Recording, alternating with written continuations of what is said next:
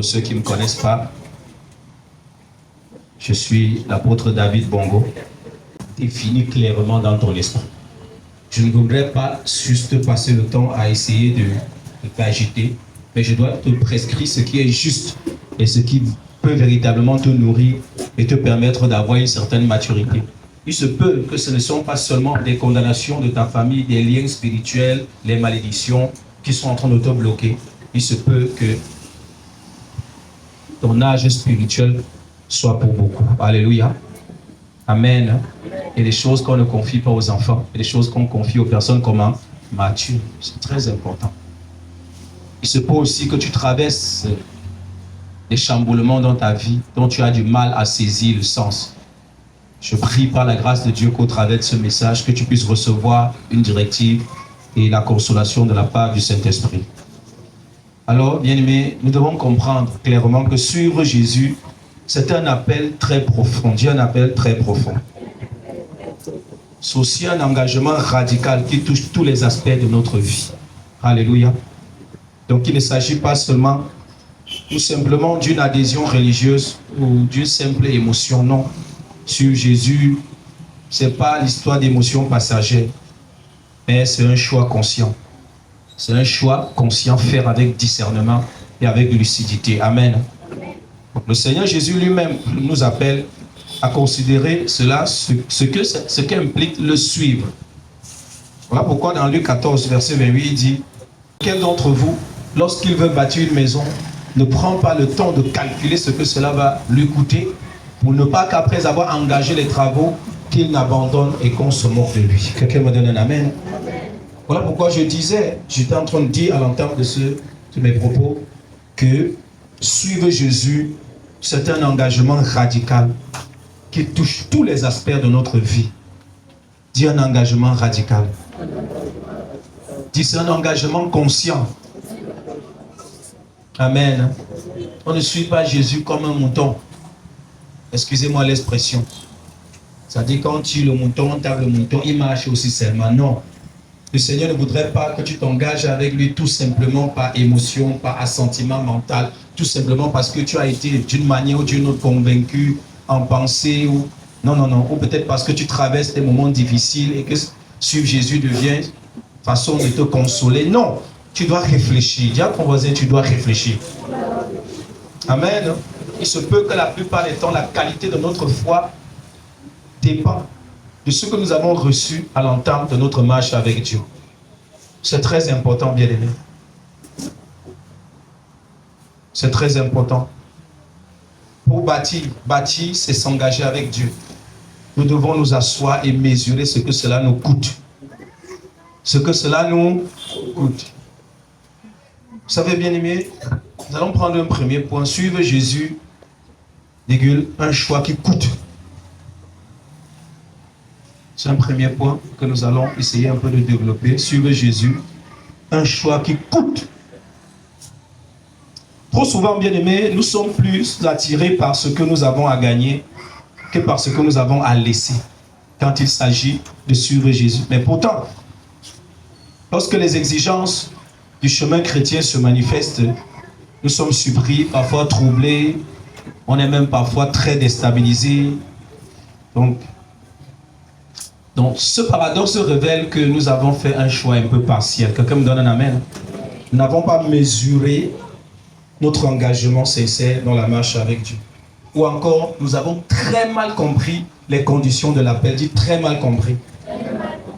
Voilà pourquoi, à un moment donné, dans notre marche, on peut se retrouver dans des plaintes. On peut se retrouver dans le découragement. On peut se retrouver très angoissé. Parce qu'au départ, on n'a pas compris, on n'a pas pesé les conditions de notre engagement.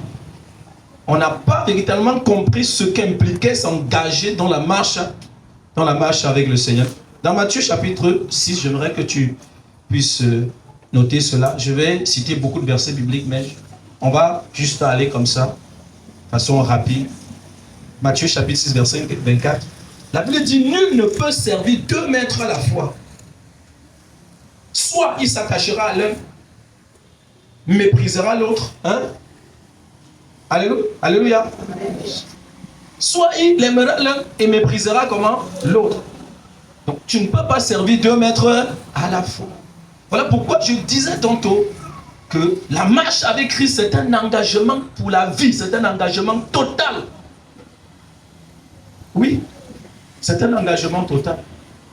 Donc, bien souvent, tu es venu à Jésus parce qu'on t'a dit viens et puis tu vas recevoir ceci. Viens, tu seras guéri. Viens, tu seras. Viens, viens, tu auras. Viens. La plupart sont venus parce qu'ils étaient malades, parce qu'ils voulaient le mariage, parce qu'ils voulaient ceci, parce qu'ils voulaient cela. C'est bien.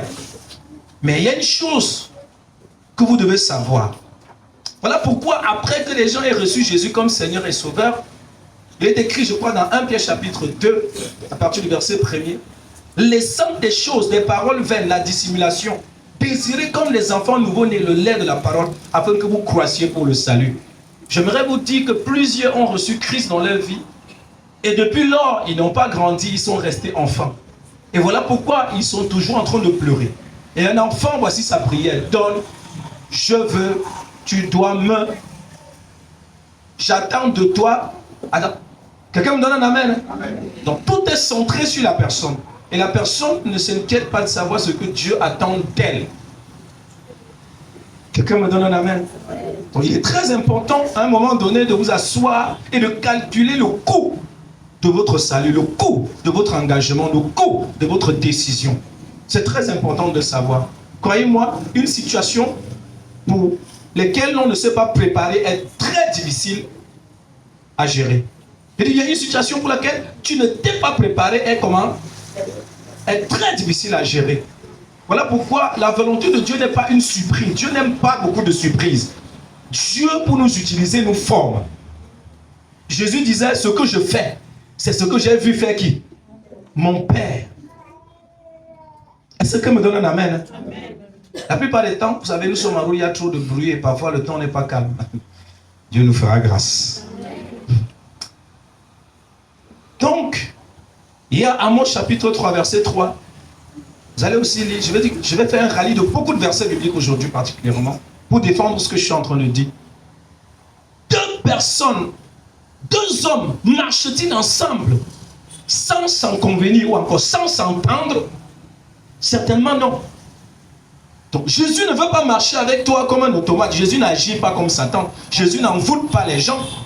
Jésus ne manipule pas les gens. Voilà pourquoi on est souvent surpris de voir quelqu'un qui a fait 5 ans, 10 ans et un matin il rétrograde, il devient pire comme païen. Oui, c'est possible. Parce que chaque jour, tu es censé veiller. Parce que Dieu ne t'envoûte pas. Tu as une conscience libre et tu as ce qu'on appelle le libre arbitre. Certes, Dieu est puissant, il est éternel. Mais il a fixé ce que j'appelle le temps des temps. Et il a engendré une catégorie de personnes qui va hériter de l'éternité et vivre dans la gloire avec lui. Mais cette catégorie de personnes doit l'aimer, doit l'accepter. Quelqu'un me donne un amen? Amen. En tout temps et conscience comment? Libre. Dieu peut changer le cœur de n'importe qui parmi nous. Dieu peut même faire de nous des moutons. Ça dit que tu n'as plus de volonté. Mais Dieu ne veut pas des automates. Voilà pourquoi ce grand travail est difficile. Où Dieu a conféré à chacun d'entre nous une volonté comment? Souveraine. Si vous sortez d'ici, vous dites à partir d'aujourd'hui, je vais à la religion musulmane, je vais dans le bouddhisme, je vais m'engager dans la franc-maçonnerie, dans la Rose-Croix, dans les, je sais pas, traditions africaines. Dieu ne va pas vous arrêter. Ce qu'il fera pour vous, ce sera de vous conseiller. Et il ne change pas. Il dit, je mets devant vous le bien et le mal. La vie et la mort. Mais moi, je te conseille de choisir la vie, afin que tu fasses comment? Que tu vives. Et si tu peux acclamer le roi des rois.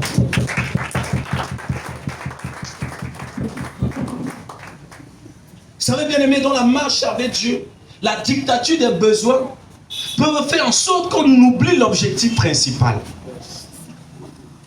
Oui, les besoins nous pressent de tous côtés. Mais cependant, nous ne devons jamais oublier l'ossature, c'est-à-dire les fondamentaux, le soubassement sur lequel notre foi est posée. Nous ne devons jamais oublier la finalité de notre engagement de marche avec Dieu. C'est très important. Dis à ton voisin, c'est très important. Alors prenons le deuxième point. Le premier point, c'était suivre Jésus, un choix qui coûte.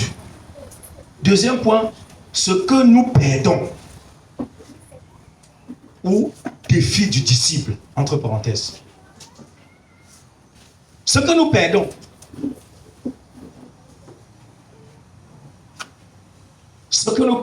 quand nous acceptons Jésus, qu'est-ce qu'on perd? Quels sont les défis qui nous sont réservés quand nous avons pris une décision ferme de suivre le Seigneur Jésus-Christ? Tourne-toi, dis à ton voisin, dis voisin. Suivre Jésus signifie perdre quelque chose de très cher à ton âme. Est-ce que quelqu'un me donne un amen? Vous savez, la foi chrétienne n'est pas une ligne toute droite. La foi chrétienne, c'est une ligne comment? Très courbe, très courbe, très courbe. Parfois ça monte, parfois ça descend, parfois ça va à gauche, ça va à droite. Mais Dieu est au courant de ça.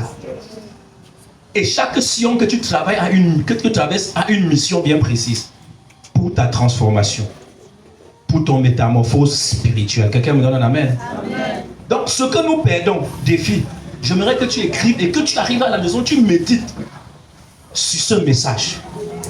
Tu médites là-dessus. Parce que si tu ne comprends pas ce message, si tu ne comprends pas ce qui est écrit ici, tu vas faire beaucoup de choses pour Dieu, même sans Dieu. Alléluia. Et je vous assure, si vous comprenez ce message, votre guérison est établie. Je dis votre restauration est comment? Établie. Et personne ne peut vous voler cela. C'est une réalité. Le problème aujourd'hui dans la foi chrétienne, c'est la compréhension du message. Quelqu'un dit la compréhension du message.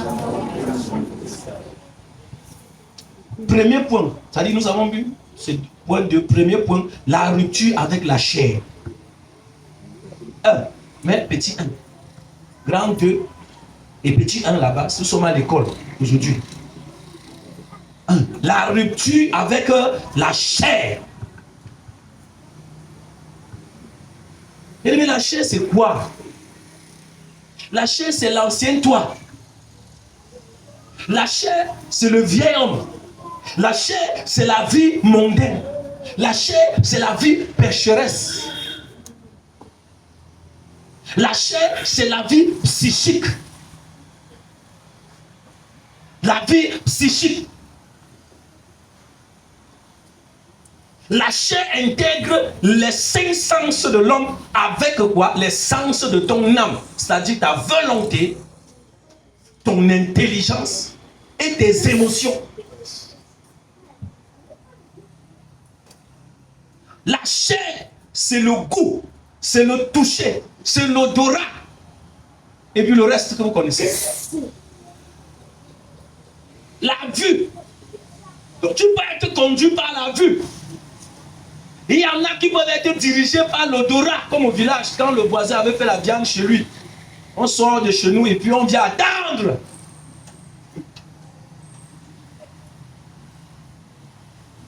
Quelqu'un me donne un amen. Tu peux être dirigé par le goût. Depuis qu'il t'a donné le poisson braisé, il était laid. Mais depuis qu'il t'a donné le poisson braisé, il est devenu bon. Voilà. Je sais qu'elle parle comme ça, on se comprend. Alléluia. Acclame le roi des rois. Il y a nos soeurs qui sont parties à l'époque.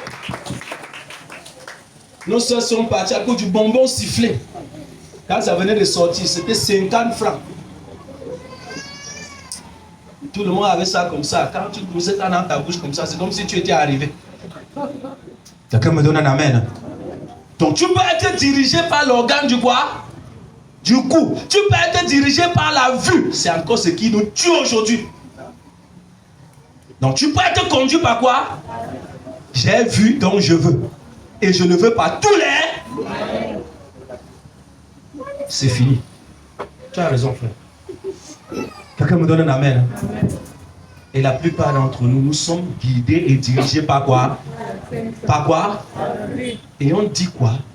Que s'engager à marcher avec Dieu, c'est la rupture avec ces sens-là.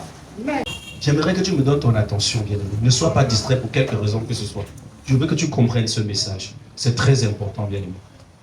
Tu peux être conduit par le toucher. Quelqu'un dit le toucher. Là, je ne vais pas débattre. C'est compliqué. Bien-aimé, S'engager à vivre, à marcher avec Dieu, c'est de te dépouiller, bien-aimé, de tout ce qui est volonté personnelle. Quand dit volonté personnelle, pas pour dire que tu n'as pas de volonté, mais soumettre ta volonté à la volonté de qui? Vas-y.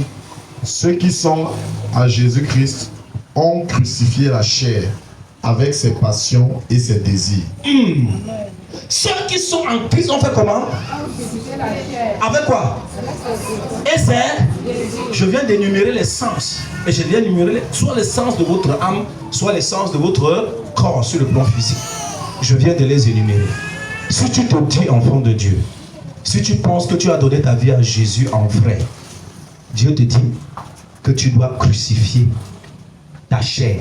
Avec quoi? Ses désirs et ses... Qu'est-ce qui caractérise la chair? On vous explique ces deux choses. Qu'est-ce qui caractérise la chair? Les quoi? Les désirs et les passions. La chair est pleine de folie. La chair est pleine de désirs pernicieux. La chair est pleine de passions infâmes. Il faut que je l'ajoute. Bien-aimé, c'est très important. La chair est pleine de débordements. Et ici, la Bible est claire. Ceux qui sont en Christ ont fait comment? À partir de ces versions, on peut carrément dire que plusieurs sont dans la maison de Dieu, mais ne sont pas en... Parce que jusqu'à présent, ils n'ont pas fait comment? Parce qu'on n'a pas crucifié la chair. La chair n'est pas morte. On peut avancer. Deuxième point. Des séparations douloureuses. Bien-aimés, soyez informés que quand vous allez prendre l'engagement de marcher avec Jésus, de suivre Jésus, il y aura des séparations douloureuses. Quelqu'un dit douloureuses. Vous allez perdre des amitiés. Et ce n'est pas seulement des séparations humaines. Il y aura même des séparations matérielles. Comment? Douloureuses. Quelqu'un dit douloureuse. Bien aimé, parfois suivre Jésus exige de rompre certaines relations. C'est-à-dire que tu marches avec quelqu'un 20 ans. La personne est comme ton porte-monnaie. Mais quand tu donnes ta vie à Jésus, parfois tu te mets à prier sincèrement. Seigneur, pourquoi? Un jour Dieu a pitié et dit la personne qui te bloque là, le voici. Mais Dieu ne te le dirait jamais au début de ta foi. Ah, quelqu'un me donne un amen. Amen. Parce que s'il te dit ça, tu risques même de démissionner. Ah, quelqu'un me donne un amen. Amen. La Bible déclare qu'ils étaient au milieu de nous, mais ils n'étaient pas comment? Les nôtres.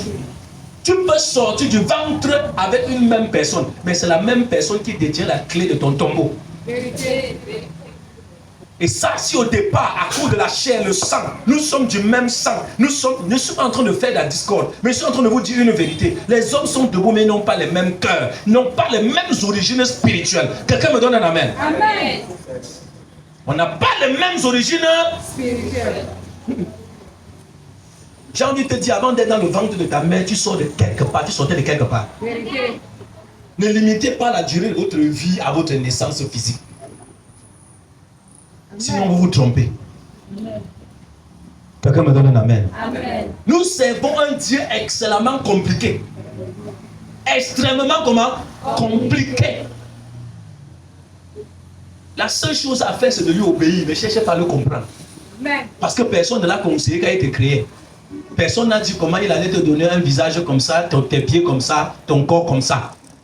Il a décidé que tu viennes comme ça. Tu es une portion de carte souveraine. Et tu es unique. Avec ton empreinte digitale comment? Unique. Acclamons le grand Dieu de l'unicité dans la diversité.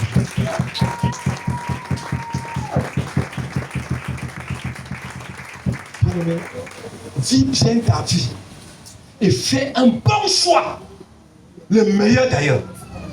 Parce que si tu rates le paradis, tu ne vas pas rater quoi? L'enfer. C'est une réalité. Alors je ne peux pas plaisanter. Je suis un être éternel. Parce que le Dieu qui m'a créé comment? Je ne peux pas m'amuser avec ma vie. Ça c'était une parenthèse. Revenons. Je disais tout à l'heure, bien aimé, donner ta vie à Jésus signifie que tu vas perdre des choses. Des choses auxquelles je veux dire, tu es attaché. Attaché, très attaché. Il te faudrait les perdre. Et ce n'est pas évident. Ce n'est pas évident. C'est pour cette raison qu'on dit que ceux qui en sont en Christ sont fait comment? Crucifiés. Il y a le mot quoi? Comment? On ne dit pas on laissait la chair. On fait comment? Quand on crucifie là, c'est facile. On sent quoi? Dis à ton voisin, il y a la douleur dans la séparation avec la chair. Parle bien, parle bien.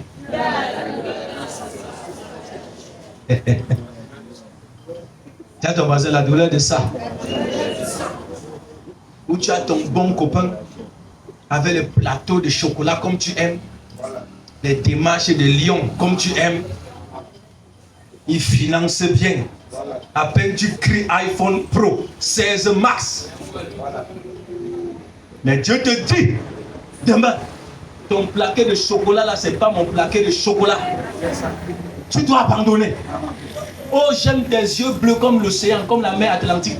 Dieu te dit, tu abandonnes ton océan et ta mer.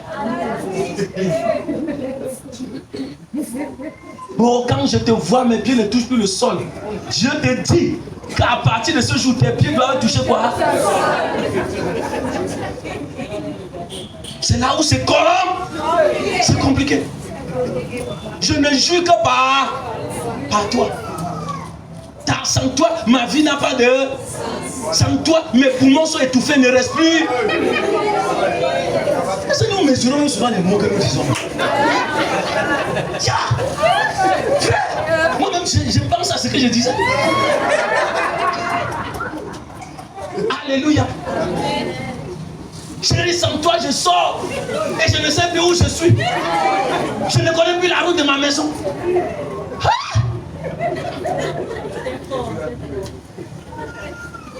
Quelqu'un me donne un amen.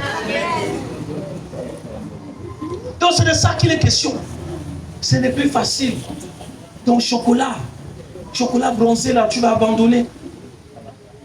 C'est de ça qu'il est question. Alléluia. Oh Seigneur, tu m'as béni. Alors que tu as ramassé un bandit qui te loue une chambre ou encore un appartement quelque part, dans un immeuble, appartement meublé. Jésus te dit, déménage. Retourne dans la petite chambre, parfois même retourne chez vous. Dis à ton voisin la honte de ça.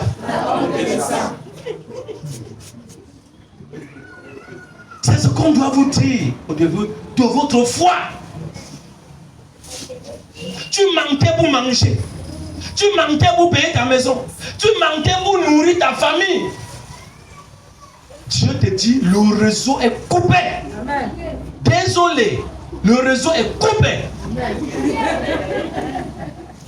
Est-ce que quelqu'un me donne un amen, bien-aimé?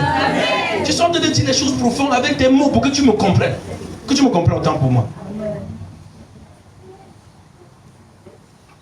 Le gars que tu avais calculé pour faire l'enfant avec lui parce que tu voulais assurer ton avenir.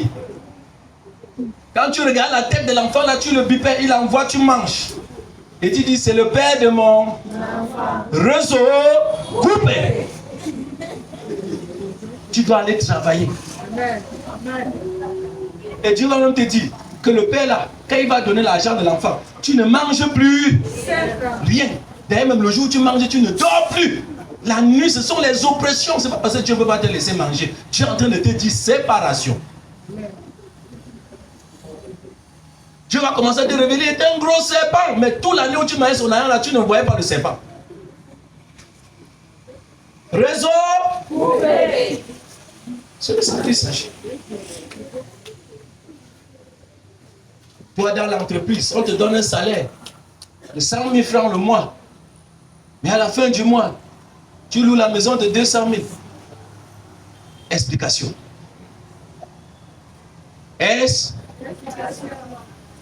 Toi qui as les avantages de service 4 fois que ton salaire, Jésus va commencer à te dire, raison.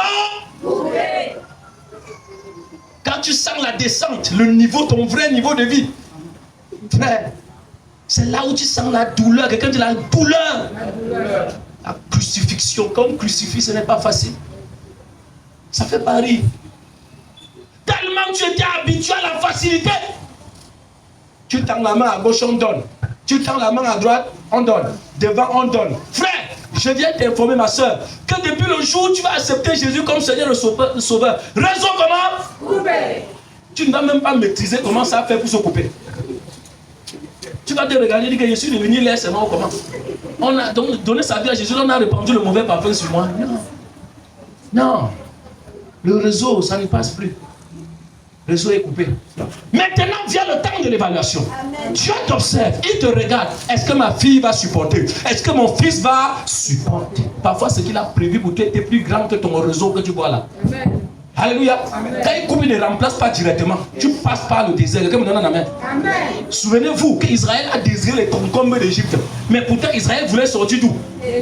En Égypte, il disait qu'il est dans un pays de l'esclave et de la servitude.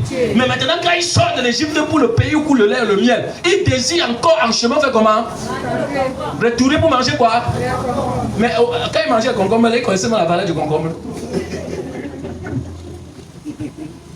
Mais là, quand on est au désert, le concombre devient comment? Et un bord. Acclame le roi des rois que je te parle bien. Il faut faire l'occasion pour que les gens qui sont ingrats, arrêter l'ingratitude. Je suis pas obligé de te donner ma chose. Quelqu'un me donne un amen. Amen. Je ne suis pas comment? Obligé. Je ne suis pas obligé. Il faut arrêter un peu ça. Il faut être reconnaissant. Quand quelqu'un cède un morceau de son pain, il te donne. Il faut être comment? Il faut être reconnaissant. Ça, c'était une parenthèse. Quelqu'un me donne un amen. Amen.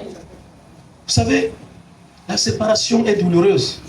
Disons Matthieu chapitre 19 à partir du verset 16 à 22. Nous allons voir quelqu'un là-bas que le Seigneur a appelé à se séparer un peu. Vous allez voir comment c'était dur. Matthieu chapitre 19, verset 16 à 22. Oui. Et voici, un homme s'approcha. Et dit à Jésus, Maître, que dois-je faire pour avoir la vie éternelle? Que dois-je faire? Mais quelle belle question. Pour avoir quoi? La vie éternelle. Oh, qui peut même me demander ça? J'attends quelqu'un qui va même me demander ça. Personne ne me demande. Vas-y. Il lui répondit. Pourquoi m'interroges-tu sur ce qui est bon? Même Jésus était comment? Il était comment? Je veux que tu sois avec moi. Jésus était comment? Il était étonné. Mais comment m'interroger?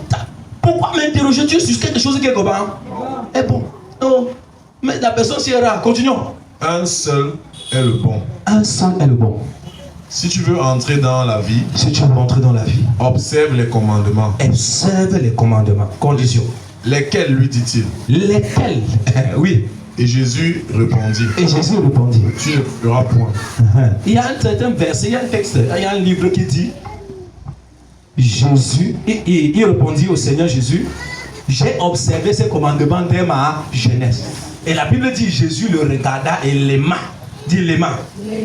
Donc quand tu as pris les commandements de Dieu, là, Dieu est aussi comment? Content. Ne dis pas que c'est la loi. C'est le commandement de qui? C'est le commandement de qui? Dieu n'est pas venu supprimer les commandements, mais il est venu faire comment? Dit accomplir. C'était une parenthèse. Laisse continuer. Tu ne commettras point d'adultère. Condition. Tu ne déroberas point. Imagine-toi que pendant qu'on est en train de dire que tu ne commettras pas d'adultère, tu es dans le foyer avec quelqu'un, vous avez tapé 2-0 même déjà. Tu es bien installé. Tu fais comment? Vous voyez? Arrêtons-nous, ne courons pas seulement. Tu as tapé 2, il y a 2 têtes là-bas qui lui ressemblent. Tu as tapé 2, tu es là confortablement assis, ça fait 3 ans que tu es là. Tu ne commettras pas quoi? Tu viens de rencontrer le Seigneur Jésus qui te dit ça. Et toi, tu es confortablement installé. Ne donnons pas encore la solution, continuons. Tu ne déroberas point. Tu ne déroberas pas. Alors que la voiture avec laquelle tu allais rencontrer Jésus là, tu as volé ça. Est-ce que quelqu'un comprend où on va? Continuons. Tu ne diras point de faux témoignages. Alors que tu as mal témoigné sur l'affaire de terrain là, avant que l'argent est entré et que tu as acheté la voiture là. Continuons. Honore ton père et ta mère. Alors que tu as été rebelle à tes parents, tu les as insultés, tu n'étais même pas capable de mettre. En fait, tu as dit qu'ils ne méritaient pas avoir un enfant comme toi. Continuons. Tu aimeras ton prochain comme toi-même. Tout c'est pour toi seul. Et rien pour les autres. Continuons. Le jeune homme lui dit. J'ai observé toutes ces choses. Seigneur, tout ce que tu racontes là, non? Nous on dort seulement avec. Oui.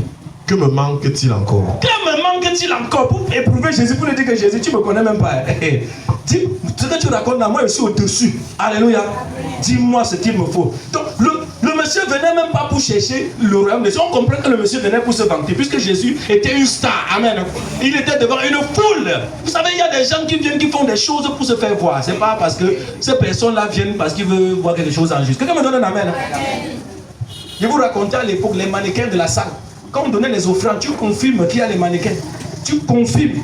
Elle s'assoit d'abord au fond. Qu'elle arrive. Et puis vous finissez de donner l'offrande. Elle sort défiler des mots au fond. Pam, pam, pam. Quelqu'un me donne un amen. Elle vient, elle jette comme ça. Elle part, elle tape les fesses. Pam, pam, pam, pam. Moi-même, nous on confirmait que là, ça ce n'est pas l'offrande qu'on vient donner. C'est pas l'offrande. C'est une façon de dire que frère, depuis que je suis là, tu ne me vois pas. Donc son objectif n'était pas les autres. C'était une parenthèse. Allons-y. Jésus lui dit, si tu veux être parfait, parfait, oui, va, vends ce que tu possèdes, donne-le aux pauvres, et tu auras un trésor dans le ciel. Et tu auras un trésor dans le ciel. Je sais, en tant que membre de Dieu, vous n'ignorez pas qu'il y a un trésor dans le ciel qui vous attend. Mais ce que vous ignorez, c'est le prix à faire comment? Ce que vous n'avez pas mesuré au départ, c'est le prix à payer. Je suis sûr, quand tu voyais tes grosses révélations, où la voix audible de Dieu t'avait parlé, mon fils, tu ne savais pas qu'un jour on allait t'insulter. Tu ne savais pas que tu allais passer une nuit, tu manques quoi manger. Tu ne savais pas que tu allais faire 2 jours. Tu ne vois même pas le tapioca. D'abord que le tapioca n'est plus le sauveur aujourd'hui. Quelqu'un me donne un amen. Donc le tapioca ne se laisse pas faire. Tout le monde est Seigneur. La nation est compliquée. Acclame le roi des rois que je te parle. Alléluia. Elles sont pas avancées. Puis viens et suis-moi. Et puis viens, c'est encore fort.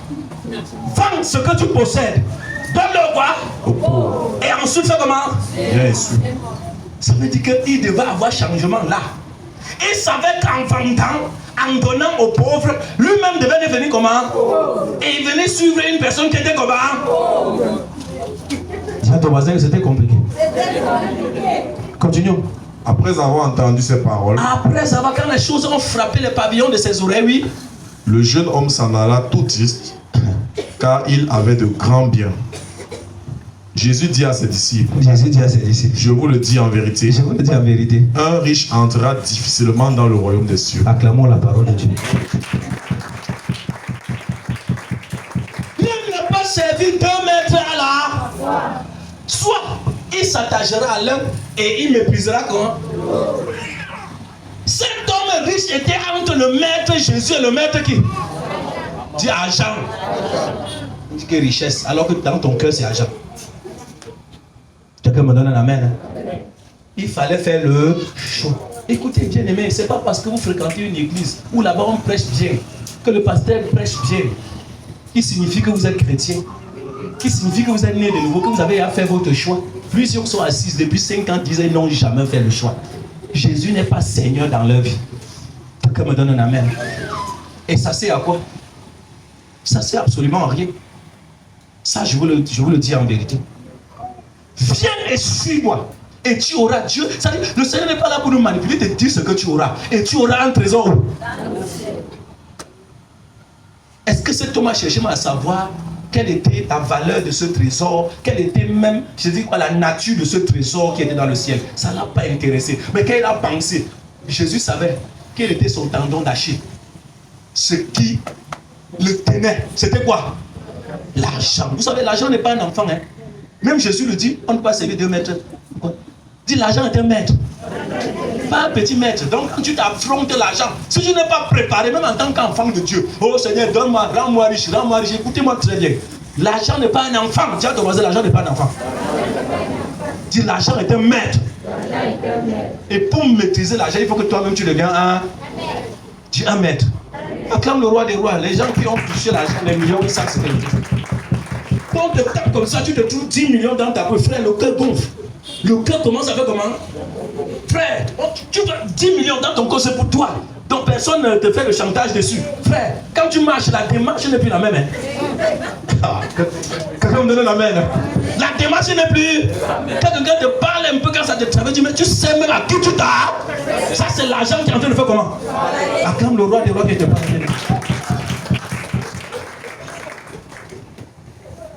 Quelqu'un me donne un avis. Même quand le policier te parle fort, tu peux même voir monsieur son supérieur. Et puis, tu sors même un 200 000, tu poses sur la table. Arrête-moi le petit là, tu le fouettes un peu. L'argent n'est pas un enfant. L'argent n'est pas un enfant. Les gens dans les familles sont prêts à égorger les autres à cause de quoi? Ne vous amusez pas. Et tu veux que tu vas abandonner ça et suivre qui? Jésus. Si tu ne perds pas, que ton entreprise là que tu as battue dans la fausseté, en donnant ta vie à Jésus, Jésus te dit abandonne, arrête ton entreprise là. Tu vas arrêter ça. Il faut qu'on te baptise au départ. Qu'en cours de route, ça ne devient pas une surprise. Je sais que tu t'es tellement battu, tu as tellement œuvré, tu as donné le meilleur de toi pour avoir le poste que tu as, le travail que tu as. Mais il se peut que pour le fait que tu as donné ta vie à Jésus, je te dis, ce travail ne me glorifie pas, tu laisses ça. Amen. Je connais une bien-aimée à l'époque, elle travaillait pas loin d'ici, dans un grand snack.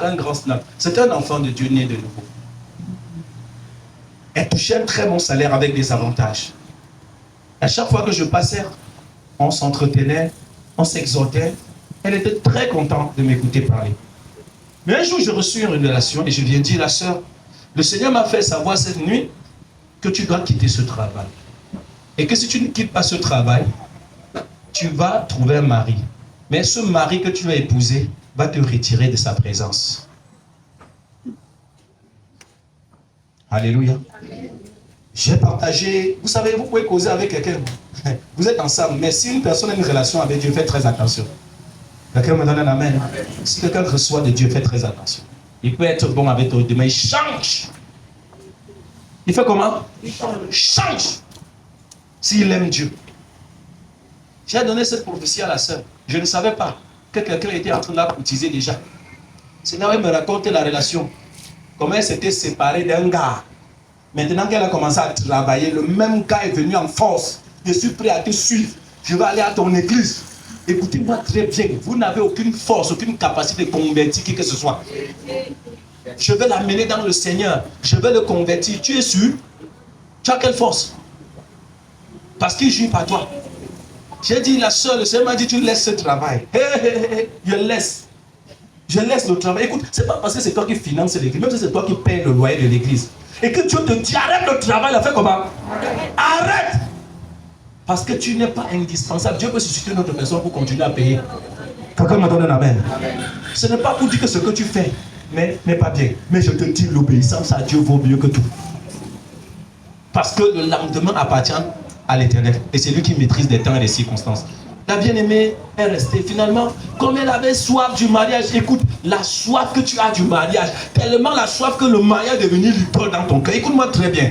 Jésus est capable de te donner un véritable mari. Et pendant que tu es en train de te plaindre comme ça, Dieu est en train de le préparer, Dieu est en train de le travailler, Dieu est en train de le transformer, mais tu n'es même pas au courant de ça. Et tu es là, tu es très impatient. Et parfois, vous pouvez être dans la même église et tu vois, Dieu veut t'en bien révéler. Mais Dieu ne t'a pas encore donné l'autorisation d'ouvrir le dossier. Quelqu'un me donne un amen. Parce que si tu ouvres le dossier à l'instant, ça va te dépasser. Mais comme nous sommes impatients, comme nous travaillons, comme... Quelqu'un me donne un amen. Ça, c'est un premier aspect. Deuxième aspect, Dieu veut te donner ta personne, il te dit avance. Mais toi, tu restes avec tes choses dans la tête, avec tes choses, tu commences à dire tel que je vois là, tel que j'imagine. Écoute ça. Écoutez, Dieu vous dit une chose. Marcher avec Dieu, c'est que tu vas accepter. Tu vas accepter que ta chair souffre, que ta chair fasse comment? Qu'elle soit crucifiée. La volonté de Dieu. Ça, je reviens à la bien-aimée. Écoutez-moi très bien. La bien-aimée va finir par me tourner. Tu es sûr que c'est Dieu? Tu es sûr que c'est le Seigneur? Tu es sûr? Or, le Seigneur lui avait parlé, elle-même. Mais elle a tellement raisonné, et finalement, elle a épousé le monsieur. Le lendemain, elle a perdu le travail. Non seulement elle a perdu le travail, mais le monsieur a signé monogamie, bien commun. C'était bien. Et le monsieur lui a dit, depuis des années, j'ai tout fait pour que tu quittes ton église là. Tu étais toujours têtu. Mais maintenant, la seule condition pour que toi et moi nous vivons, nous soyons ensemble, tu quittes l'église là. Tu quittes l'église. C'était à prendre ou à laisser. Maintenant qu'elle était dans la maison, elle était à grossesse. La sœur, pour un premier temps, dit jamais, hey, mon Jésus, dis mon Jésus. Mon Jésus, j'abandonne jamais, mon Jésus. Elle venait à l'église en cachette. Toi qui venais à l'église simplement le jour où tu voulais. Maintenant, tu commences à venir à l'église en cachette. Petit à petit, 2 ans, la sœur était là, elle clignotait un peu, elle clignotait, finalement la sœur a disparu. À l'heure où je vous dis, la sœur est retournée car complètement. Écoutez, il faut peser votre salut pour ne pas être surpris en cours de route. Je vais vous dire la vérité, bien aimé. L'histoire de la foi chrétienne, c'est pas l'amusement. C'est pas une plaisanterie, c'est pas pour faire peur. Parce que nous tous, nous savons. D'ailleurs, même je vais expliquer à la suite. 3e point. J'ai parlé du jeune homme riche. Mais regardez comment ce jeune homme riche a perdu quoi? Le salut. Perdu un grand trésor dans le royaume des cieux.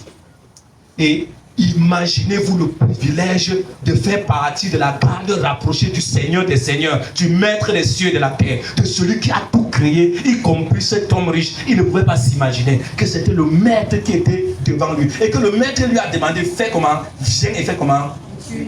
Ça veut dire que cet homme, dans le plan de Dieu, dans la volonté parfaite de Dieu, il était appelé à faire partie du cercle restreint. Ça veut dire qu'on ne devait plus remplacer Judas par une autre personne. C'est lui qui devait peut-être être parmi les 12.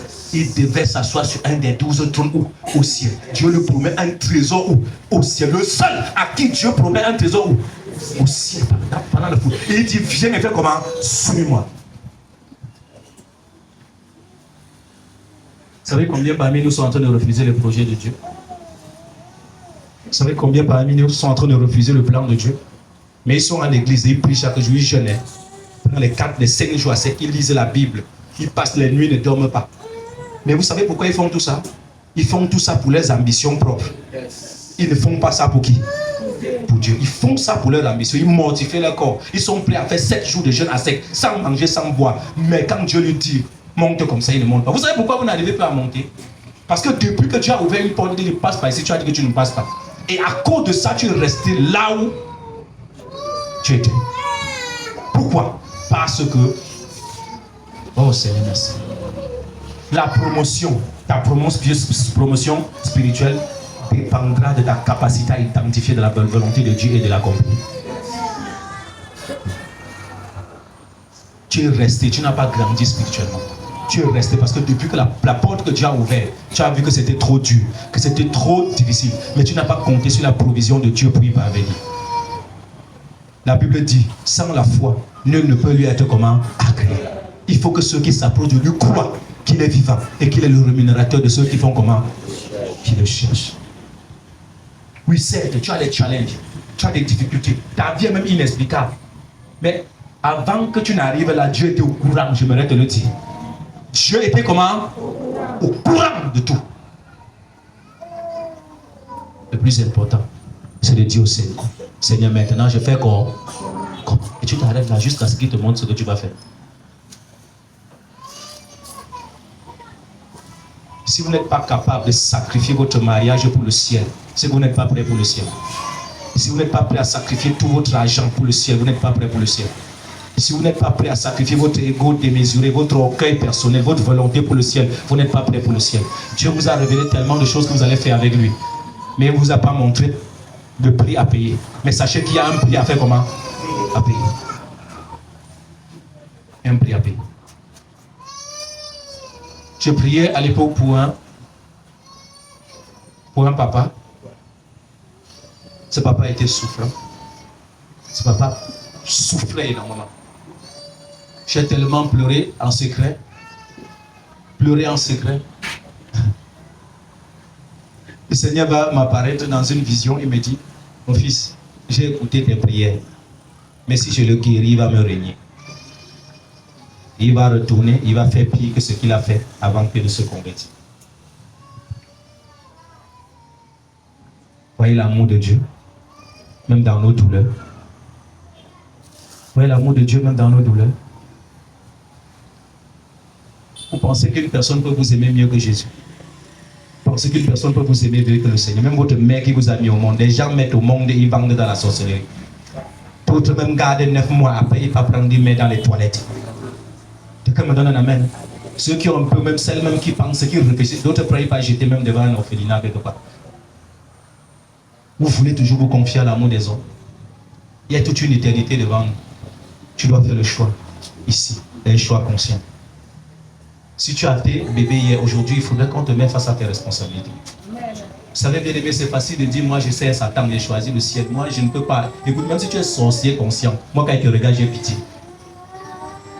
Moi je te regarde, j'ai compassion. Pourquoi? Parce que je sais que là-bas, je ne sais pas comment on va appeler ça, tu vas oublier que tu faisais la sorcellerie. Je suis conscient de ce que je dis. Troisième point, le rejet et les persécutions. J'ai dit ce que nous perdons. Défi, ça c'est le grand 2. 1, la rupture avec la chair. Petit 2, les séparations douloureuses. Petit 3, le rejet, les persécutions. Et les suivre Jésus t'expose aux moqueries.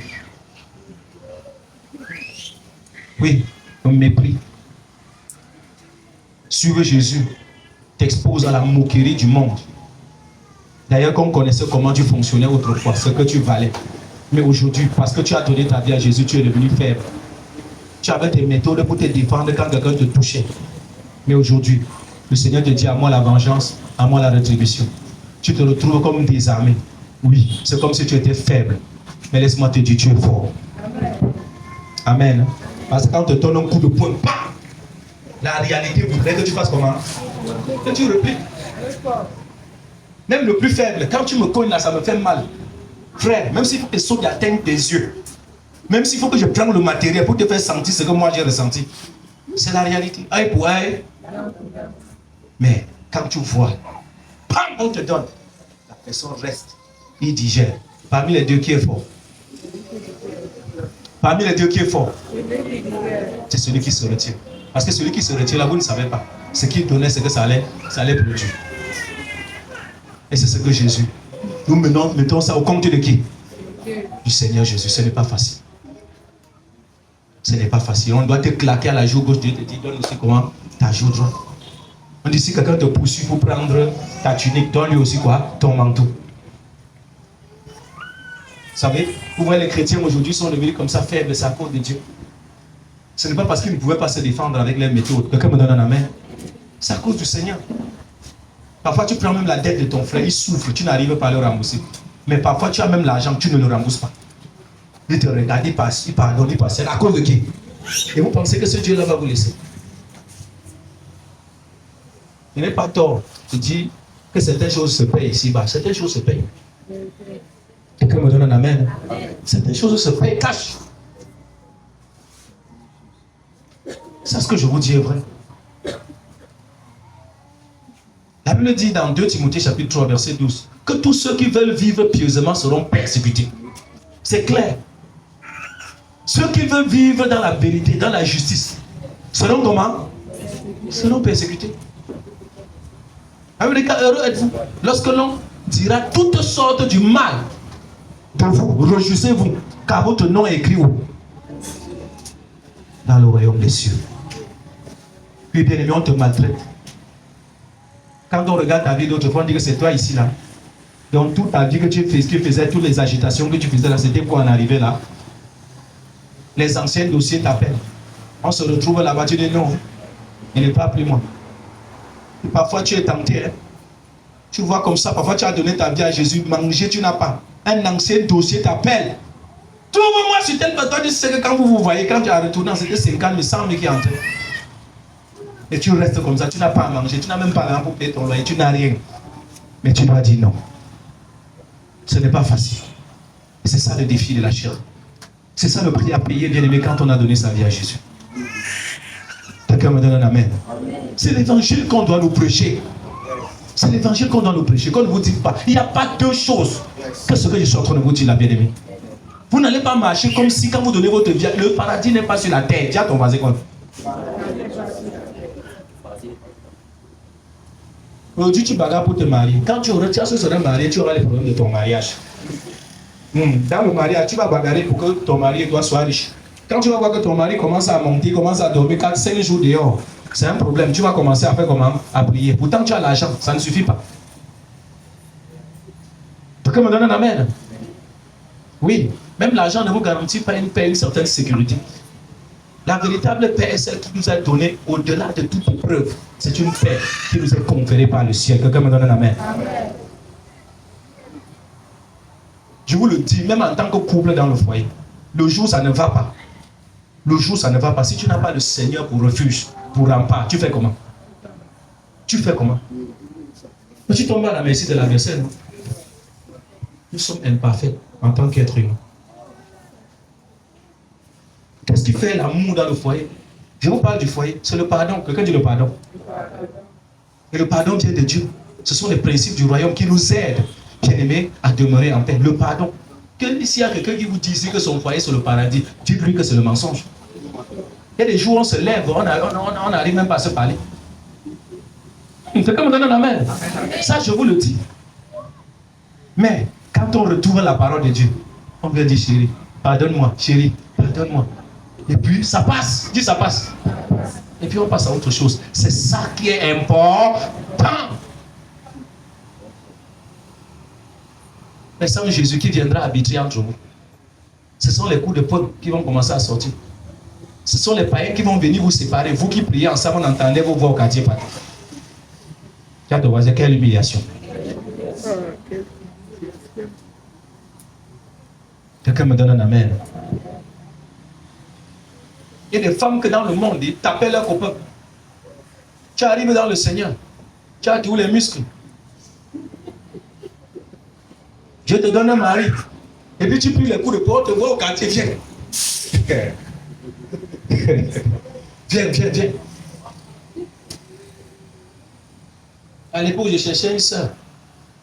À l'époque, dans l'adolescence. Elle me dit, viens, tu vas voir dans quel genre de boîte les basses se chauffent. J'ai dit que donc l'affaire, on est dans l'église, on est encore dans l'affaire des pasteurs. La chair est montée, frère, c'est compliqué. Quelqu'un me donne un amen.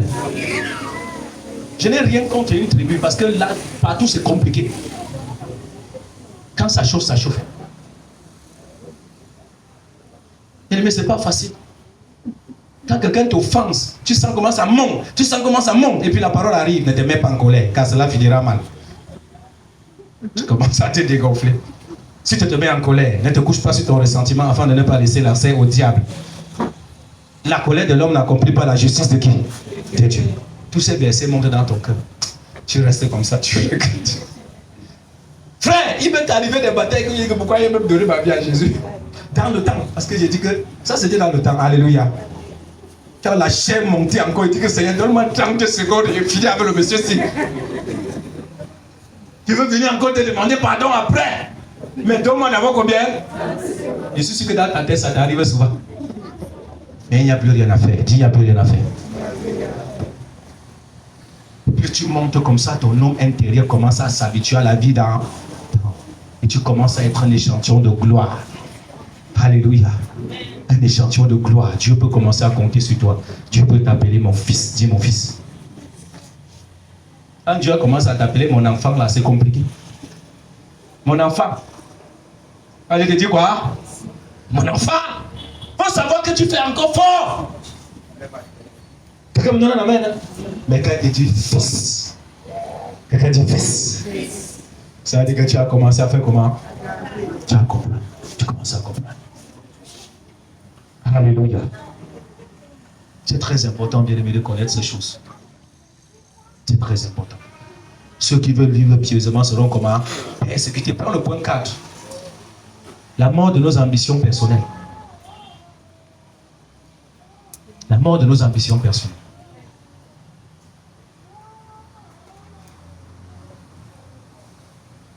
Allez, Luc 9, verset 23.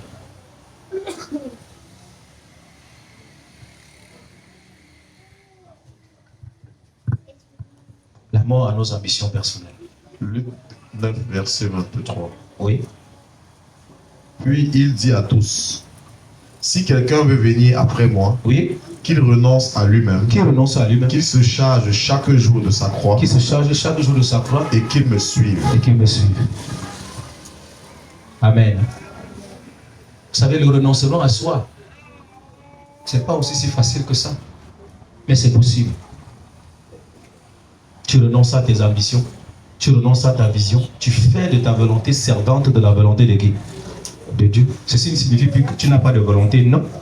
Ceci ne signifie pas que tu n'as pas de projet, non.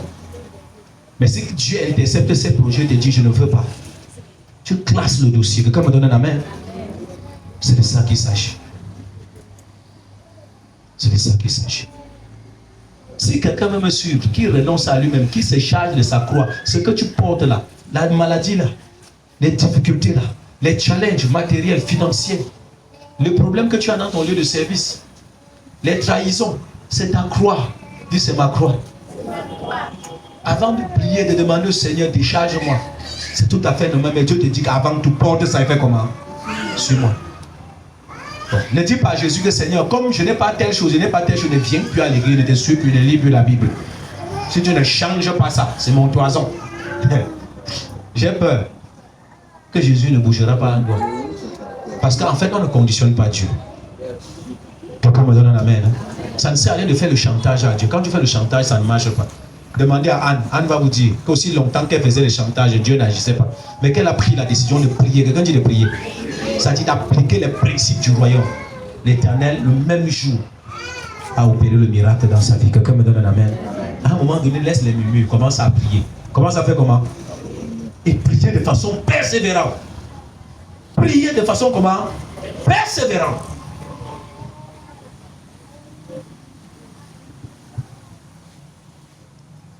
Grand 3, ce que nous gagnons en suivant Jésus.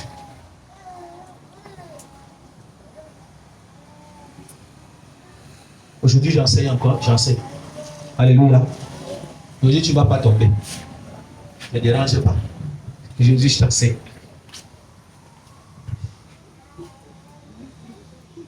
La première des choses, le pardon du péché, Éphésiens chapitre 1, verset 7. Voilà ce que Dieu te donne quand tu le suis. Quand tu acceptes de marcher avec lui. Peu importe, même si tu étais une grande prostituée. Peu importe si tu étais le voleur, un voleur international, un escroc, un fait mal. Peu importe les péchés les plus retors dans lesquels tu te retrouvais. Peu importe le mal que tu as fait, même si tu as commis un meurtre. Du moment où tu acceptes l'évangile, du moment où tu te repens sincèrement, écoute, le Seigneur t'a franchi, il prend ton péché. Et le pardon vient dans ta vie. La miséricorde de Dieu couvre ce péché, cette iniquité. Nous ne pouvons pas nous mentir, bien-aimés. Quelquefois, nos péchés, ce sont des fardeaux que nous transportons émotionnellement. Et ça nous change en d'autres personnes. Quelqu'un me donne un amen. Au fur et à mesure que tu accumules le péché te dégrade. Le péché te déconstruit. Le péché te détruit intérieurement. Voilà pourquoi, bien-aimé, le péché est un fardeau. Voilà pourquoi, quand tu portes une charge de péché, bien-aimé, quand il y a possibilité de confesser, confesse-toi, ouvre-toi, laisse que ça sorte.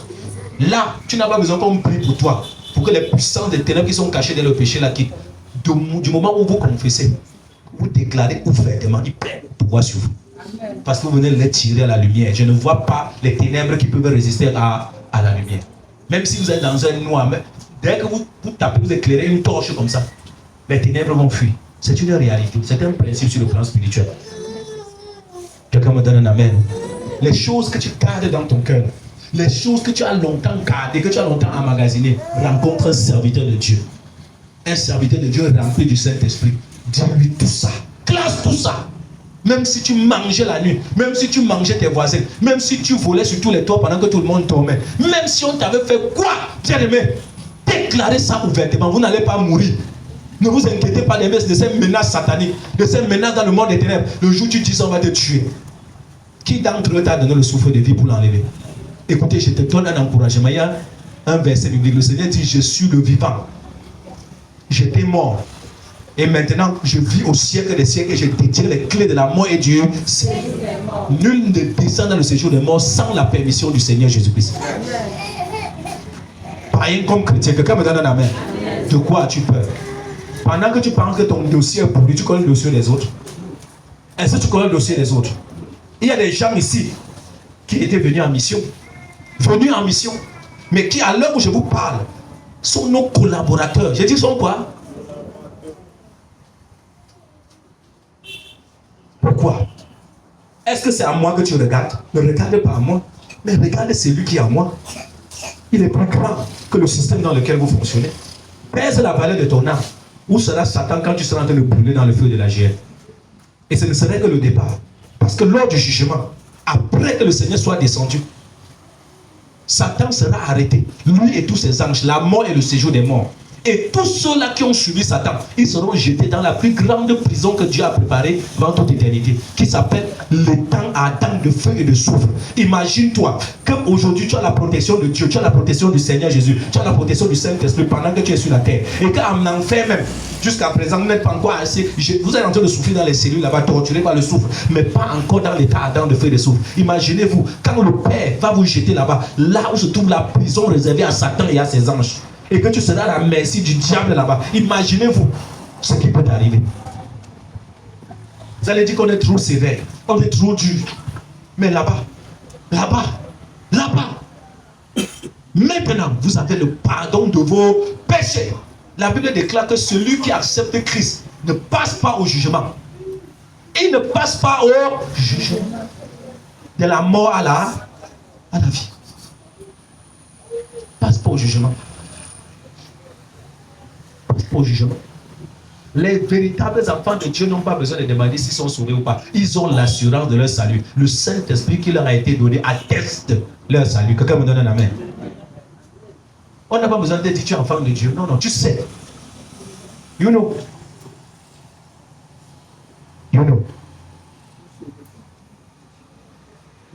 Bien-aimés, ce que je vous dis est vrai. Faisons ce que nous voulons sur la terre. Mentons comme nous voulons, escroquons comme nous voulons. Faisons des choses vaines, viles. Mais sachez-le, il y a un Dieu qui a fait toutes choses et qui te redemandera les comptes. Tu vas dire, laissez mon corps, je fais de mon corps ce que je veux. La Bible dit que le corps, ton corps est le temple de qui? Donc tu es en train de porter le temple de Dieu pour faire ce que tu veux. À la fin, Dieu va te redemander les comptes. Qu'est-ce que tu as fait de son temple, de sa maison? Dieu te donne la vie éternelle. Ça, c'est la deuxième chose. Le Seigneur te donne la vie éternelle. Matthieu 19, 29.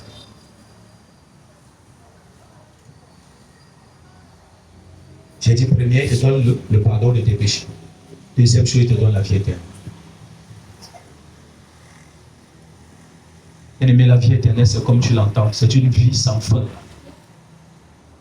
Dans la félicité céleste, dans la gloire céleste, en contemplant les merveilles de la création divine.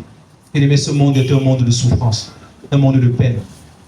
Je sais que même dans notre nation, nous pleurons. On souffre, on peine, on veut le changement. Mais croyez-moi, il n'y a aucun être qui soit parfait. Quelqu'un me donne un amen. Un être n'est pas seulement mauvais. Un autre viendra, vous verrez aussi les avantages de celui-ci. Quelqu'un me donne un amen. Je vous le dis en vérité. Parfois, on a tellement mal quand on voit comment les nations africaines fonctionnent.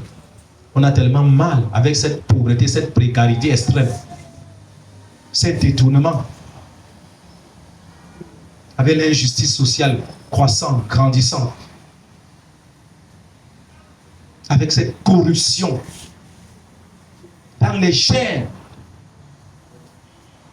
On a mal. Parfois, on en perd même parfois le goût de vivre. On se dit jusqu'à quand? Mais laisse-moi te dire qu'il y a de l'espoir. J'aimerais vous dire que vous n'êtes pas différent de cette nation israélite qui vivait sous la domination romaine avant la venue du Messie. Ce peuple était maltraités. Dans leur propre pays, ils devaient payer les impôts aux étrangers, à un étranger qui les avait assujettis. Je vous ai dit que les pièces de monnaie qui étaient utilisées en Israël portaient l'effigie de qui? De César, l'empereur romain. Les Juifs devaient leur rendre compte. Que ce soit en Galilée, en Samarie, que ce soit à Jérusalem, bien aimé, il y avait des gouverneurs établis. Alors les Juifs attendaient un Messie qui devait venir arracher le pouvoir aux Romains et les donner. Mais imaginez-vous, le comble, c'est que le Messie vient. D'abord, il est charpentier, fils de charpentier. Et puis un monsieur sortant d'un pauvre village appelé Nazareth se proclame le Sauveur, le Seigneur.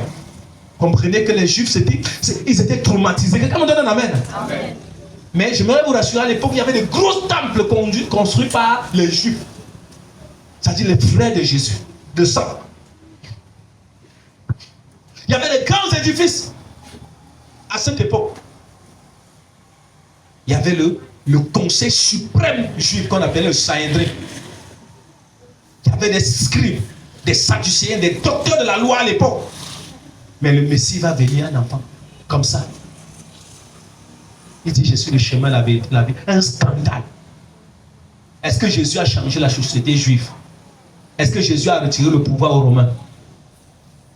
Et ça, en Israël, il y avait les lépreux. Il y avait les paralytiques, non? Est-ce que Jésus a guéri tous les paralytiques, toutes les maladies qu'il y avait en Israël? Est-ce que c'était le plus important pour lui de guérir toutes ces maladies? Sinon, il n'allait pas faire 3 ans de ministère et partir. Il avait un message. Il avait un message. Il venait chercher ses brebis. Il venait chercher ceux qui étaient comment perdus. Il venait confondre, bien aimé, le virus de la loi, des fausses doctrines de l'époque. Il venait enseigner quoi? La vérité. Il venait délivrer son peuple de l'esclavagisme de la loi pour les ramener dans la grâce. Ça, c'était sa mission principale. On ne pensait pas qu'il y a un Messie qui viendra changer le Cameroun, faire du Cameroun le paradis, un Eldorado. Il n'y a personne qui peut faire du Cameroun un paradis. Vous avez besoin de Jésus. Vous avez besoin de qui? Courez après les leaders politiques. Ce n'est pas mauvais. Nous avons la responsabilité d'exprimer notre libre arbitre, notre libre choix. C'est un devoir citoyen. Parce que la Bible nous demande de nous soumettre aux autorités. Mais je t'assure, si ta foi est basée, si ton bonheur est sous le changement sur le plan physique, je t'assure, bien aimé, tu risqueras de mourir de crise. Tu risqueras de changer de caractère, de devenir même un bandit par vengeance. Ah, tu ne m'as pas donné ton amen. L'autre là, c'est dur, je comprends. Vous savez, il y a des gens ici qui sont devenus bandits, pas parce qu'ils étaient bandits. Quand ils se sont rendus compte que le système était comment? Compliqué, verrouillé. Et que le peu d'efforts qu'ils faisaient pour pratiquer la justice était tourné vers le mal. Les cas se sont levés, ils ont décidé, on vend, on partage. Excusez-moi l'expression. Voilà pourquoi ils se sont versés sans scrupule. Et une fois de plus, ils se sont piégés par qui? Par le diable. Non seulement pour leur perte, mais pour la perte de plusieurs. Parce que toi et moi, ses frères, nous souffrons. Comment expliquer que quelqu'un peut prendre 50, 100 milliards, il part, il magasine quelque part, et puis il s'en fout? Comment un être doté de tous ses 5 sens? Comment? Nous sommes dans une nation où c'est l'occultisme qui règne. Vous pensez que les gens qui servent les intérêts d'une confrérie viendront pour chercher votre bien? Notre devoir en tant que chrétien, c'est de chercher Dieu. C'est de trouver notre bonheur en Jésus-Christ. La Bible dit que le cœur des rois est comme un torrent entre les mains de l'Éternel. Il le dirige où il veut. On n'a pas besoin que ce soit un chrétien qui prenne le pouvoir. Mais si les chrétiens sont debout, si nous avons l'autorité, nous orientons le cœur de celui qui est là-haut. Ah, je voulais que Dieu me donne un amen.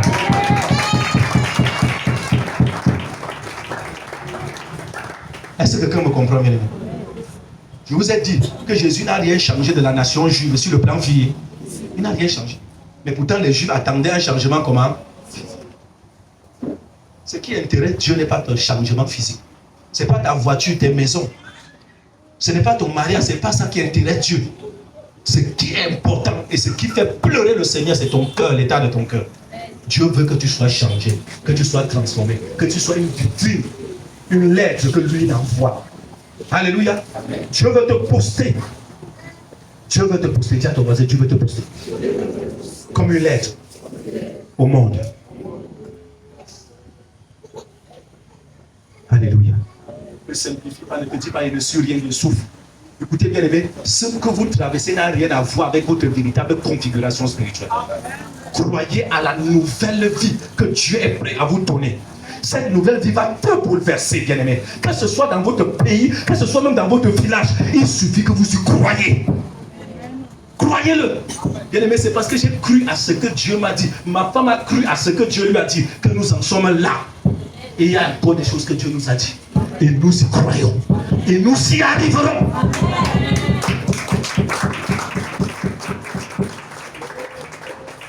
Ça peut vaciller. Ça peut faire ce que ça peut faire. Mais ceux qui ont marché avec moi, mes frères, qui ont marché avec moi, ont compris. Ils savent que je n'ai jamais reculé devant quoi que ce soit. Cette foi demeure. Je dis, cette foi fait comment? Demeure. Et je vous ai toujours dit, quand je finis de parler comme ça, je viens mettre mes genoux au sol. Je dis à Dieu, Seigneur, je ne veux jamais être un pasteur cité en mauvais exemple dans ce pays-ci. J'étais en train de dire à mon épouse l'autre jour que Seigneur, si tu vois en cours de route que je vais me compromettre, abandonner le chemin de la vérité pour choisir le chemin tortueux, Seigneur, j'ai un contrat avec toi, que mon nom ne soit pas cité en négatif dans cette nation. Enlève-moi. Enlève-moi. Enlève-moi. Enlève-moi. Il y aura quelqu'un d'entre vous qui se souviendra de moi, qui est un pasteur là-bas. On avait une église comme ça. Et il prêchait comme ça. Je suis sûr que quelqu'un se souviendra de moi. Et j'aurais marqué ma génération. Est-ce que vous avez cette détermination dans votre cœur? Tu es assis, peut-être Dieu t'appelle au ministère. Est-ce que tu es prêt à payer ce prix de la justice? Tu es prêt à corriger les erreurs? Tu es prêt à accepter Dieu de transformer? Dieu t'équiper? Tu veux marcher dans l'onction pour quelle raison? Pour te vanter? Pour qu'on t'appelle man of God? Major prophète? Pour qu'on t'appelle? C'est pour ça? C'est pour cette raison-là? C'est parce que tu es pauvre, tu n'arrives pas à manger que tu veux donner ta vie à Jésus? Parce que tu veux manger aussi bien? Est-ce que quelqu'un me comprend, bien aimé? Est-ce que vous avez pesé la raison pour laquelle vous êtes venu dans le Seigneur? Vous êtes venu dans le Seigneur pour vivre bien? Je vous dis la vérité, si vous êtes venu dans le Seigneur pour vivre bien, pour améliorer votre condition de vie, vous avez échoué.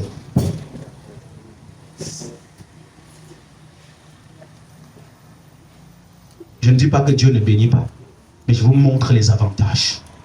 Les avantages à suivre qui? Jésus. J'encourage mes frères qui souffrent, qui peinent. Mais pendant que tu souffres, pendant que tu peines, pendant que c'est difficile, le même Dieu la nuit te révèle. Il y a le problème de telle personne. Il te révèle, regarde la condition. Il te parle en songe, regarde. Il te montre, ceci prouve que tes feuillages sont verdoyants. Ce n'est qu'une question de temps. Et tu vas porter ton fruit en ta saison. Acclame le roi des rois.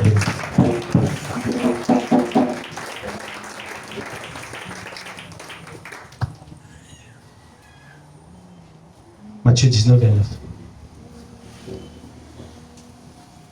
Verset 29. Il faut ce que Dieu te promet, oui. Et quiconque aura quitté à cause de mon nom, ses frères, ou ses sœurs, ou son père, ou sa mère, ou sa femme, ou ses enfants, ou ses terres, ou ses maisons, recevra le centuple, oui, et héritera la vie éternelle. Acclame pour la parole de Dieu.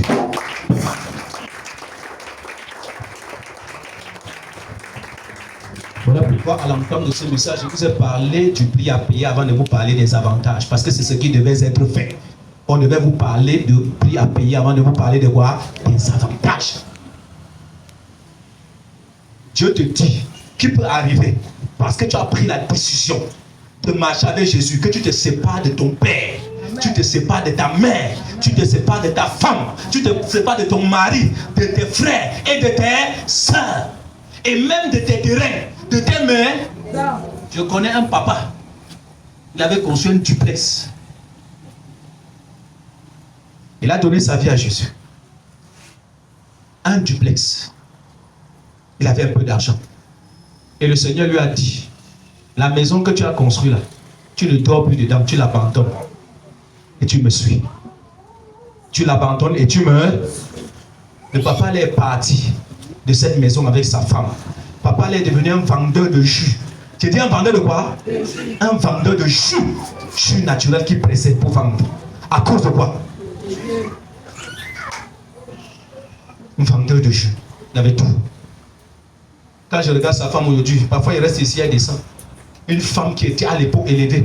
Une femme qui avait des employés. Mais aujourd'hui, elle marche comme ça, elle marche comme ça. Et vous allez les voir sur la terre comme rien. Le Seigneur dit, Dieu n'a-t-il pas choisi les pauvres au milieu de vous pour les rendre riches dans le royaume des cieux? Vous suivez Dieu parce que vous voulez l'argent, parce que vous voulez ceci et cela. Est-ce que c'est ce que Jésus-Christ nous enseigne dans sa parole, bien-aimée? Voilà pourquoi on a les hommes de Dieu malhonnêtes, des pasteurs malhonnêtes, les frères en Christ malhonnêtes, des collaborateurs comment? Malhonnêtes.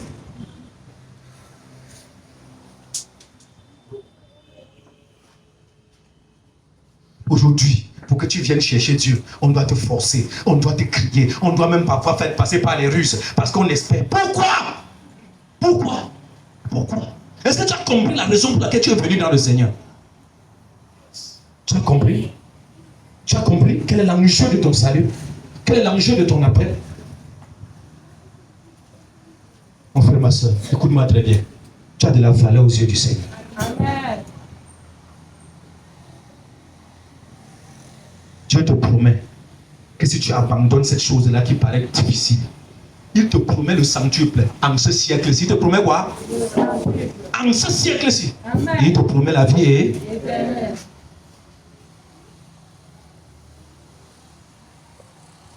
ce que nous gagnons, spirituel et physique.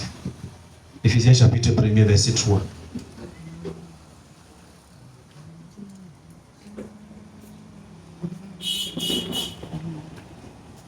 Le troisième point, des bénédictions spirituelles et physiques.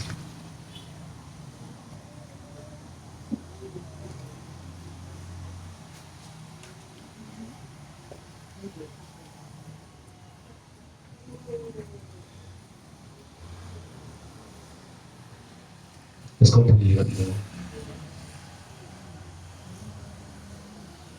Béni soit Dieu, le Père de notre Seigneur Jésus, le Père de notre Seigneur Jésus, qui nous a bénis de toutes sortes de bénédictions spirituelles qui nous a célestes, oui, en Christ. En Christ. Il nous a bénis de toutes sortes de bénédictions spirituelles dans les lieux célestes. Amen. Vous pouvez voir des personnes misérables sur la terre, des personnes qui semblent pauvres sur la terre, mais des hommes que Dieu a élevés, des personnes qui possèdent des richesses énormes sur le plan spirituel. Ne vous en faites pas. Chacun d'entre nous ira à son tour. Si tu es né, un jour tu vas partir. À moins que le Seigneur Jésus n'arrive avant ton départ. Pensons-y. Parfois on dit qu'on ne pense pas à sa mort. Parfois il pense à ma mort. Il faut y penser, n'ayez pas peur. Parce que la mort pour un enfant de Dieu n'est pas une fatalité. Amen. Hein? Oui, il pense à ma mort. Il faut y penser parfois. Il faut penser parfois à ton départ. Et puis ça va te permettre de te projeter. Il ne faut pas être comme un de nos papas qui faisait son témoignage. Il disait quand j'étais encore jeune, j'étais plein de force. Dieu m'a dit 5 mois. J'étais là pour tourner. Maintenant à l'âge avancé comme ça, je pleure. Si j'avais vraiment eu de comprendre, j'allais servir Dieu de tout mon cœur, de toutes mes forces. Ne regrettez pas à votre vieillesse. Ne regrettez pas. Du moment où Dieu vous appelle maintenant, pour le peu de temps que vous avez servi le Seigneur de tout votre cœur, Dieu n'est redevable de personne. Il vous le revaudra. Il payera votre service. Quelqu'un me donne un amen. Amen. Je vous le dis en vérité. Quand nous prenons des exemples dans la Bible, nous voyons les 12 apôtres. Mais chacun d'entre eux avait sa vie. Hein. Chacun avait quoi?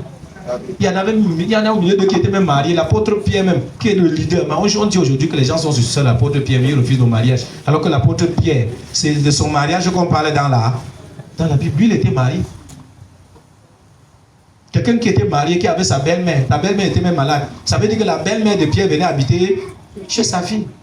C'est très important. Donc, Pierre vivait sa vie de mari et femme, tranquillement. Mais ça n'a pas empêché qu'il suive Jésus, qui devient le leader de l'église de Jérusalem. Quelqu'un me donne un amen. Hein? Amen. Vous pensez que l'apôtre Pierre, lui qui voyageait partout avec Jésus, dans les jardins de Gethsémane, hein, pendant que sa femme était à la maison avec sa belle-mère, lui il était dans les jardins dans la nuit. Il faisait quoi la nuit?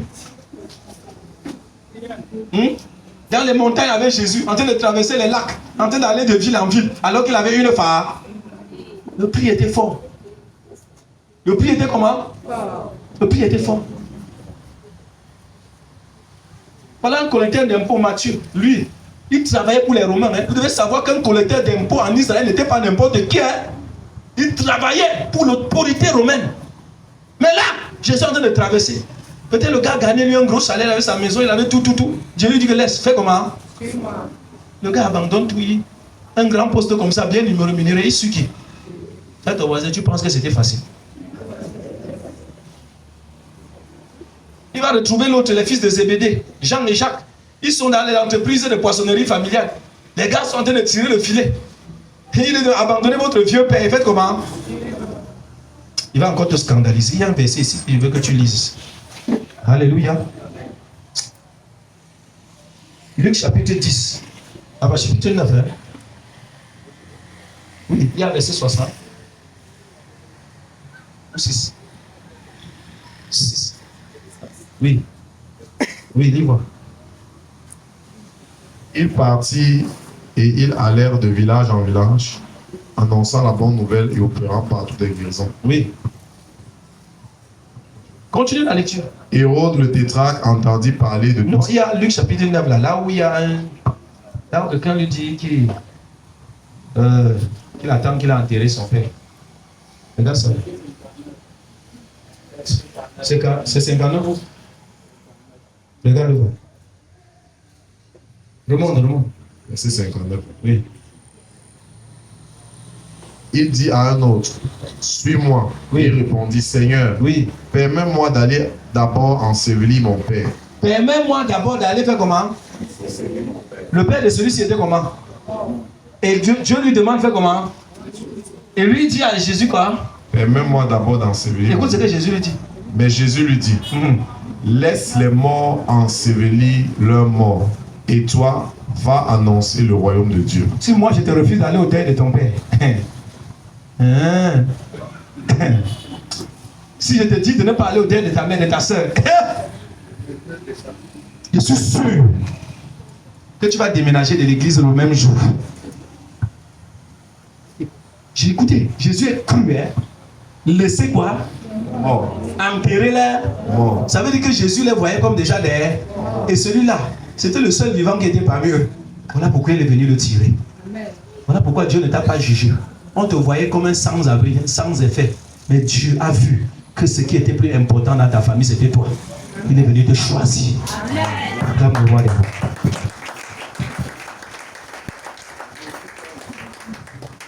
Est-ce que quelqu'un me comprend, bien aimé? Oui! Il y a des gens qui étaient le jour de la mort, le jour de l'esprit de mort. Tellement on t'avait chargé de sorcellerie que tous les sorciers du quartier, quand on le voyait comme ça, chacun fait...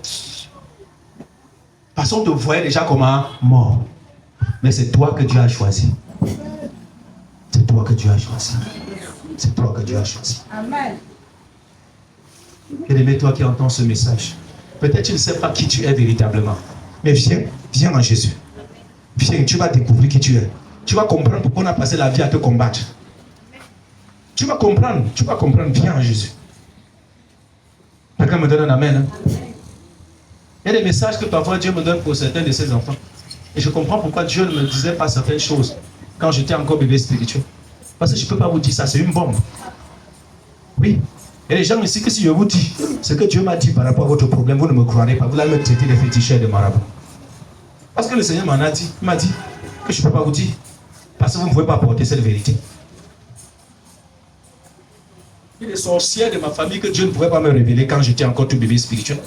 Mais quand j'ai grandi, 1 an, 2 ans, 3 ans, 4e année, Dieu m'a dit, tu vois telle chose là. Là voici. Dieu me présente la personne carrément, assise, avec les servantes. Mais je vous assure, quand vous voyez la personne sur le plan physique, c'est la personne la plus gentille que je connais au monde. Qui vous a dit qu'avec vos yeux physiques, vous pouvez détecter un sorcier ou une sorcière? Si Dieu ne vous révèle pas, vous ne pouvez rien. Je ne parle pas des ramassis de sorcières, parce qu'il y a des ramassis de sorciers et des sorcières. Des professionnels. Quelqu'un me donne son amen. Il y a des professionnels, dis les professionnels. Ce n'est pas l'histoire d'âge sur le plan physique. Quand tu le regardes, tu peux le pousser avec le pied comme ça. Mais lui te mange sur les os. Tu ne m'as pas donné ton amen. C'est de ça qu'il s'agit. Bien aimé, nous avons vraiment besoin de revoir notre façon de penser la foi. Mais la conclusion, je vais conclure mon message. Et tu vas écrire Suivre Jésus, c'est choisir de marcher sur un chemin étroit.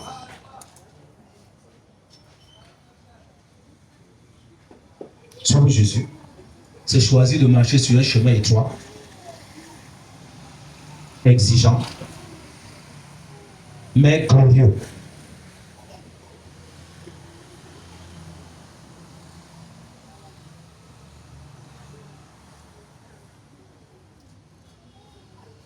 Suivre Jésus, c'est choisir de marcher sur un chemin étroit, exigeant, mais glorieux.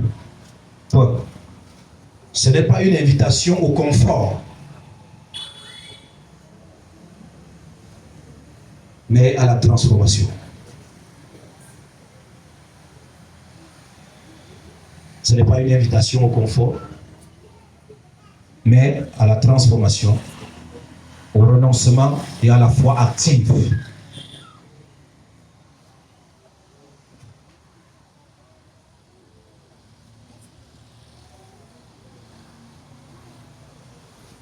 Ce n'est pas une invitation au confort, mais à la transformation, au renoncement et à la foi active. Ce que nous perdons n'est rien comparé à ce que nous recevons et recevrons. Ce que nous perdons n'est rien comparé à ce que nous recevons et recevrons. Romains 8, verset 18. Que le Seigneur bénisse sa parole.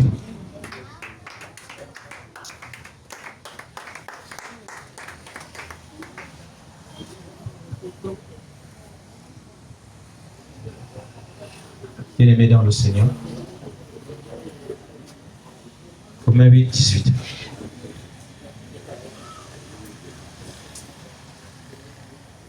Je vous fais écrire ça parce que j'aimerais que vous les lisiez, que vous méditez quand vous rentrez à la maison. Devenons des chrétiens qui lisons nos Bibles, des chrétiens qui font des recherches, qui aiment les études. Ne soyez pas seulement des chrétiens qui tombent à gauche, qui tombent à droite, qui crient partout. Non, soyez des chrétiens studieux, des chrétiens qui aiment la parole et qui grandissent aussi spirituellement. Bien-aimé, je viens de parler ici. Si cette parole a été pour toi, l'occasion t'est donnée aujourd'hui de donner ta vie à Jésus.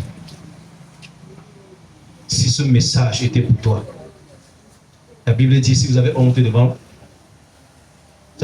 moi devant les hommes, moi j'aurai honte de vous devant mon Père qui est dans les cieux. Nous tous nous sommes venus comme ça, pour ceux qui ont donné leur vie au Seigneur en vérité. Bien-aimé, tu peux te rapprocher ici devant et tu donnes ta vie à Jésus. Je vais juste t'aider à renouveler peut-être ton engagement de marche et à confesser Jésus comme Seigneur et Sauveur dans ta vie. Et ces récompenses que nous venons d'énumérer s'attacheront à toi certainement. Tu peux le faire aujourd'hui. Tu peux le faire. Ça engage ton salut. Jésus, quand il est venu, ne prêchait pas deux choses. Il prêchait la repentance et le pardon des péchés. Le plus important aujourd'hui n'est pas de dire le pasteur Abraham prêché. Est-ce que tu as compris ce que le Saint-Esprit t'a donné au travers de moi? Retourne à la maison, refais le ménage dans ton cœur. Refais le ménage dans ta vie. Enlève même les interdits. Appelle-moi, pasteur, regarde, voici, je vais t'aider. Mais saisissons l'éternité, saisissons le ciel, saisissons la vie éternelle. Il n'y a pas plus grande bénédiction que le privilège d'avoir Christ en soi. Je crois que nous devons venir à la vérité et arrêter de mendier les choses que nous pouvons obtenir en mettant la parole de Dieu en pratique. Alléluia. Amen. Baisse ta tête là où Dieu est. Seigneur Jésus, me voici devant ta face. J'ai écouté ta parole. Je me suis reconnu devant ta face.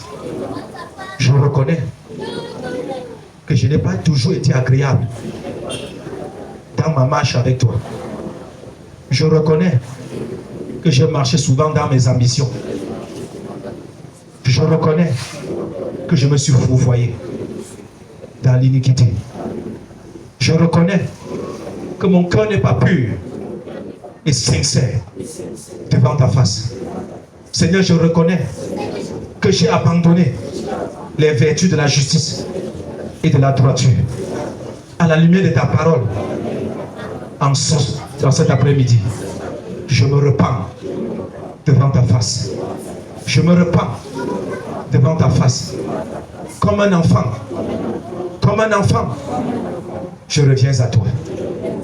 Accepte-moi, accueille-moi, pardonne-moi, purifie-moi. Bien-aimé, j'aimerais que tu lèves ta voix là où tu es. Eh bien, tu pries sincèrement en quelques minutes pour demander la miséricorde et le pardon de Dieu dans ta vie. Prions au nom de Jésus.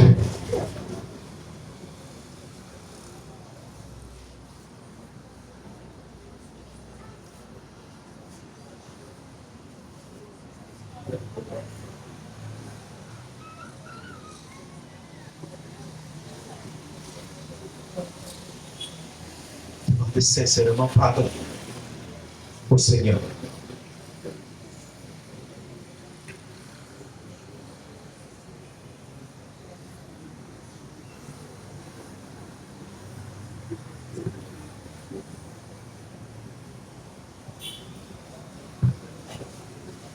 Quel ami fidèle et tendre nous avons en Jésus-Christ, toujours prêt à nous comprendre quand nous sommes en souci. Quel ami fidèle et tendre nous avons en Jésus-Christ. Oh oui, toujours prêt à nous entendre quand nous sommes en souci. Quand nous sommes en souci, oh, il connaît nos défaillances. Oh oui, dans chute de chaque jour, oh, c'est des ronces exigences. Il est riche en son amour. Oh, quel ami fidèle et tendre nous avons en Jésus-Christ, toujours prêt à nous comprendre. Quand nous sommes en souci, disons-lui toutes nos craintes.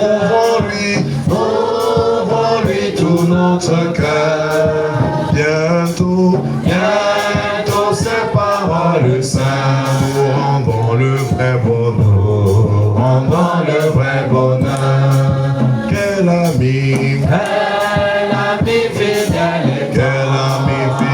et tendre nous avons en Jésus-Christ, toujours prêt à nous défendre. Quand nous presse l'ennemi, il nous suit dans la mêlée, il nous suit dans la mêlée, nous entoure de ses bras, et c'est lui qui tient l'épée,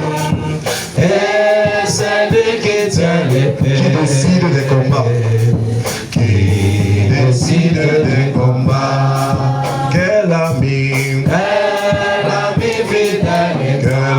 fidèle et tendre, nous avons en Jésus, toujours prêt à nous apprendre, à vaincre en comptant sur lui,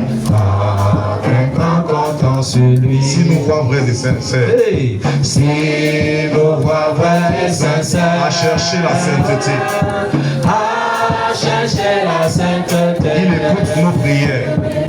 Il écoute nos prières. Et nous met en liberté.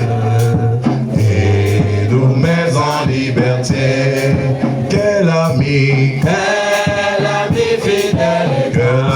fidèle et tendre.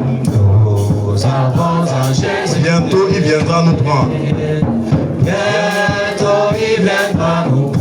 être au ciel avec lui. Pour être au ciel avec lui. Suivons dans l'étroite voie. Suivant dans l'étroite voie. Attendant sur son secours. Attendant sur son secours. Bientôt nous aurons la joie.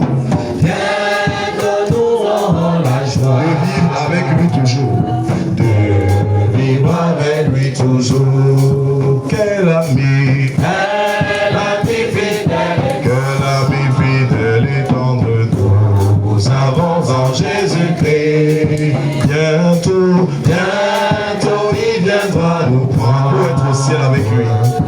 Pour être au ciel avec lui. Acclamons Jésus. Amen. Bien-aimés, vous qui êtes venus célébrer le Seigneur avec nous pour la première fois, est-ce que vous pouvez vous mettre debout, balancer la main comme ça?